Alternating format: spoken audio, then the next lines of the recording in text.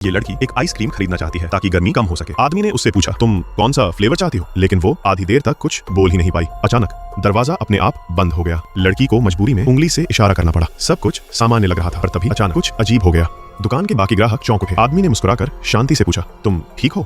उसी समय लड़की के पैर और चप्पल पिघलने लगे। अगले ही पल पूरा शरीर जमीन पर पिघलकर आइसक्रीम में बदल गया। वो आदमी अपनी छोटी उंगली से चखता है और कहता है, बहुत स्वादिष्ट है।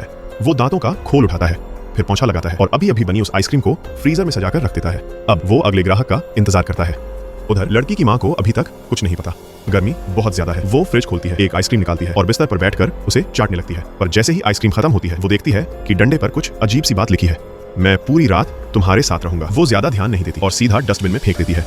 लेकिन अब अजीब घटनाएं शुरू होती है। जब वो वॉशरूम में ब्रश करने जाती है, वो देखती है कि ग्लास में एक आइसक्रीम स्टिक है और उस पर भी बहुत अजीब सी बातें लिखी हैं। वो स्तब्ध हो जाती है। फिर जमीन पर भी एक और आइसक्रीम स्टिक दिखती है। अब वह गुस्सा हो जाती है। उसे लगता है कि उसका बेटा शरारत कर रहा है। वो किचन में उसे डांटने जाती है, लेकिन वहां देखती है फ्रिज का दरवाजा अपने आप खुल गया है। जैसे ही वो नीचे झुकती है जांचने के लिए, एक रहस्यमय ताकत उसे डराकर पीछे खींच देती है। वो खुद को पिघलता हुआ महसूस करती है और अपने बेटे को बुलाती है। बेटा आवाज सुनकर बाहर आता है, पर माँ कहीं नहीं मिलती। वो फ्रिज खोलता है आइसक्रीम खाने के लिए, पर वहाँ एक भी आइसक्रीम नहीं बची।